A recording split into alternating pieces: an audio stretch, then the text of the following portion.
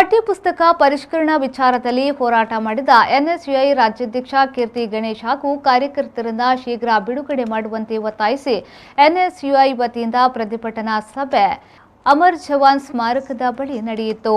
ಪ್ರತಿಭಟನೆಯನ್ನ ಉದ್ದೇಶಿಸಿ ಎನ್ಎಸ್ಯುಐ ರಾಜ್ಯ ಉಪಾಧ್ಯಕ್ಷ ಫಾರೂಕ್ ಬಾಯಂಬೆ ಮಾತನಾಡಿ, ಆರ್ಎಸ್ಎಸ್ ಅಜೆಂಡಾವನ್ನ ಪಠ್ಯಪುಸ್ತಕದಲ್ಲಿ ಬಿತ್ತುವ ಮೂಲಕ ಕೆಟ್ಟ ಸಂದೇಶವನ್ನ ಸರ್ಕಾರ ನೀಡಿದ್ದು, ಈ ವಿಚಾರವಾಗಿ ಹೋರಾಟಕ್ಕಿಳಿದ ಕೀರ್ತಿ ಗಣೇಶ್ ಅವರನ್ನ ಕಸ್ಟಡಿಗೆ ಒಳಪಡಿಸಿದ್ದು ಖಂಡನೀಯ ಎಂದರು. ಎನ್ಎಸ್ಯುಐ ಕರ್ನಾಟಕ ರಾಜ್ಯಾಧ್ಯಕ್ಷರಾಗಿರುವಂತಹ ಸನ್ಮಾನ್ಯ ಶ್ರೀ ಕೀರ್ತಿ ಗಣೇಶ್ ರವರು ಮಾನ್ಯ ಶಿಕ್ಷಣ ಸಚಿವರ ನಿವಾಸದ ಮುಂದೆ ಶಾಂತಿಯುತವಾಗಿ ಪ್ರತಿಭಟನೆ ಮಾಡುತ್ತಿರುವಾಗ ಅವರನ್ನು ತಡೆದು ಅವರನ್ನು ಅಲ್ಲಿಯ ತುಮಕೂರು ಜಿಲ್ಲಾ ಪೊಲೀಸ್ ವರಿಷ್ಠಾಧಿಕಾರಿಗಳ ಮುಖಾಂತರ ನಾನ್ ಬೇಲೇಬಲ್ ಕೇಸ್ ಹಾಕಿ ಇವತ್ತು ವಿದ್ಯಾರ್ಥಿ ಹೋರಾಟವನ್ನು ಹತ್ತಿಕ್ಕುತ್ತಾ ಇರುವಂತಹ ಸರ್ಕಾರದ ವಿರುದ್ಧ ನಮ್ಮ ಎನ್ಎಸ್ಯುಐ ಕರ್ನಾಟಕ ರಾಜ್ಯ ಸಮಿತಿಯು ಇಡೀ ರಾಜ್ಯಾದ್ಯಂತ ನಮ್ಮ ಪ್ರತಿಭಟನೆಯನ್ನು ಹಮ್ಮಿಕೊಂಡಿದ್ದೇವೆ. ಅದರ ಭಾಗವಾಗಿ ಇಲ್ಲಿ ಮುಖ್ಯವಾಗಿ ಪ್ರತಿಭಟನೆಯ ವಿಚಾರವೇನು ಅಂತ ಹೇಳಿದರೆ, ಕರ್ನಾಟಕ ರಾಜ್ಯ ಸರ್ಕಾರವು ಏನು ಪಠ್ಯ ಪರಿಷ್ಕರಣೆ ವಿಚಾರವಾಗಿ ಏನು ದ್ವಂದ್ವ ನಿಲುವಿನಲ್ಲಿದೆ. ಇವತ್ತು ಪಠ್ಯ ಪುಸ್ತಕ ಪರಿಷ್ಕರಣೆ ಸಮಿತಿಯ ಅಧ್ಯಕ್ಷರನ್ನಾಗಿ ರೋಹಿತ್ ಚಕ್ರತೀರ್ಥ ಎಂಬ ಪೆದ್ದನನ್ನು ಆಯ್ಕೆ ಮಾಡುವ ಮೂಲಕ ಇವತ್ತು ಕರ್ನಾಟಕ ರಾಜ್ಯದ ಜನತೆಗೆ, ಮುಂದಿನ ಪೀಳಿಗೆಗೆ ಒಂದು ದೊಡ್ಡದಂತಹ ಕೆಟ್ಟ ಸಂದೇಶವನ್ನು ನೀಡಿದೆ.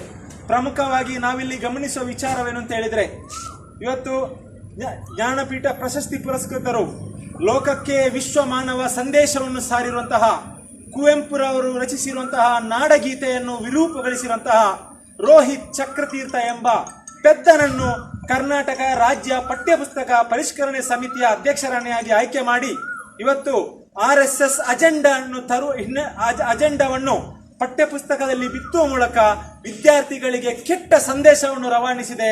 ಇದರ ವಿರುದ್ಧ ಶಾಂತಿಯುತವಾಗಿ ಹೋರಾಟವನ್ನು ಮಾಡುತ್ತಿದ್ದ ನಮ್ಮ ವಿದ್ಯಾರ್ಥಿ ಸಂಘಟನೆಯ ರಾಜ್ಯಾಧ್ಯಕ್ಷರನ್ನು ಕೀರ್ತಿ ಗಣೇಶ್ ರವರನ್ನು ಅರೆಸ್ಟ್ ಮಾಡಿ ಪೊಲೀಸ್ನವರು 14 ದಿನಗಳ ನ್ಯಾಯಾಂಗ ಕಸ್ಟಡಿಗೆ ವಿಧಿಸಿರುವಂತಹ ಬಹಳ ಖೇದಕರವಂತಹ ವಿಚಾರ.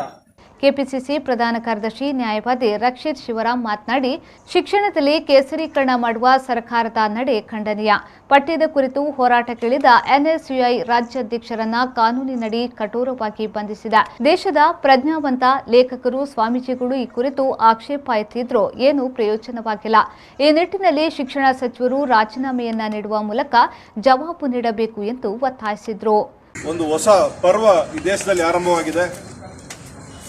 ಯಾರು ಧ್ವನಿ ಎತ್ತುತ್ತಾರೆ ಅವರ ಧ್ವನಿಯನ್ನ ದಮನಗೊಳಿಸುವಂತ ಒಂದು ಶಕೆ ಈ ಒಂದು ದೇಶದಲ್ಲಿ ಆರಂಭವಾಗಿದೆ. ವಿಶೇಷವಾಗಿ ಮೊಟ್ಟ ಮೊದಲಿಗೆ ದಲಿತರ ಧ್ವನಿಯನ್ನ ದಮನ ಮಾಡುವ ಕೆಲಸ ಮಾಡಿದ್ರು.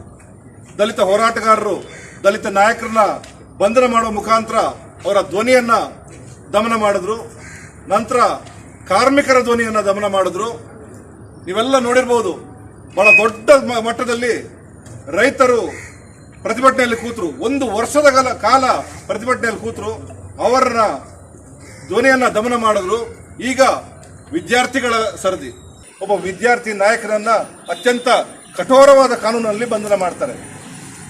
ವಿಶೇಷವಾಗಿ ಬೆಂಕಿ ಮತ್ತು ಬಾಂಬ್ ದಾಳಿಯನ್ನ ಮಾಡಿ ಒಂದು ಮನೆಯನ್ನು ಸುಡ್ಲಿಕ್ಕೆ ಬಂದಿರುವಂತ ಕಾನೂನು, ಮನೆಗೆ ಕ್ರಿಮಿನಲ್ ಟ್ರೆಸ್ಪಾಸ್ ಮಾಡಿದ್ದಾನೆ ಅನ್ನುವಂತ ಕಾನೂನು, ಸರ್ಕಾರಿ ಅಧಿಕಾರಿಗಳನ್ನ ಥಳಿಸಿ ಅವರನ್ನ ಕರ್ತವ್ಯ ಎಸಗದಂತೆ ಮಾಡಿರುವಂತಹ ಕಾನೂನು. ಯಾರು ಈ ರೀತಿಯ ಕಾನೂನಲ್ಲಿ ವಿದ್ಯಾರ್ಥಿಗಳನ್ನ ಬಂಧನ ಮಾಡ್ತಾರೆ? ಏನು ಭಯೋತ್ಪಾದಕರ ಅವರು? ಯಾರ ಹತ್ರ ನಾವು ನ್ಯಾಯ ಕೇಳಬೇಕು? ಇವತ್ತು ಎಲ್ಲರನ್ನ ನೀವು ದಮನ ಮಾಡಿ ಯಾವ ಪುರುಷಾರ್ಥಕ್ಕೆ ನೀವು ಸರ್ಕಾರದಲ್ಲಿದ್ದೀರಿ? ಇವತ್ತು ಆ ಪಠ್ಯಪುಸ್ತಕದಲ್ಲಿ ನೋಡಬೇಕು, ಬ್ರಹ್ಮಶ್ರೀ ನಾರಾಯಣ ಗುರುಗಳ ಪಠ್ಯವನ್ನು ತೆಗೆದಿದ್ದಾರೆ. ಈ ದೇಶಕ್ಕೆ ಒಂದೇ ಜಾತಿ, ಒಂದೇ ಮತ, ಒಂದೇ ಧರ್ಮ ಎನ್ನುವ ಸಂದೇಶವನ್ನು ಸಾರಿದ ದಾರ್ಶನಿಕರು ಬುದ್ಧನನ್ನ, ಮಹಾವೀರನನ್ನ ಇವತ್ತು ಏಕವಚನದಲ್ಲಿ ಸಂಬೋಧನೆ ಮಾಡಿದ್ದಾರೆ. ಅದೊಂದು ಧರ್ಮವೇ ಅಲ್ಲ, ಅದೊಂದು ಪಂಥ ಅನ್ನುವ ರೀತಿಯಲ್ಲಿ ಸಂಬೋಧನೆ ಮಾಡ್ತಾ ಇದ್ದಾರೆ. ಈ ರೀತಿಯ ಎಲ್ಲ ವಿಚಾರವನ್ನ ನಾವು ಬಾಯಿ ಮುಚ್ಚಿಕೊಂಡು ಕೈಕೊಟ್ಕೊಂಡು ಕೂರ್ಲಿಕ್ಕೆ ನಾವು ತಯಾರಿಲ್ಲ. ಇವತ್ತು ನಮ್ಮ ಯುವ ನಾಯಕನನ್ನ ನೀವು ಬಂಧನ ಮಾಡಿದ್ರೆ, ಇದ್ರ ಜೊತೆ ಸಂಪೂರ್ಣ ಕೆಪಿಸಿಸಿ, ಸಂಪೂರ್ಣ ಕಾಂಗ್ರೆಸ್ ಪಕ್ಷ ಅವನ ಬೆಂಬಲಕ್ಕೆ ನಾವು ನಿಂತಿದ್ದೇವೆ. ರಾಷ್ಟ್ರವ್ಯಾಪಿ ಹೋರಾಟ ಇವತ್ತು ನಡೀತಾ ಇದೆ.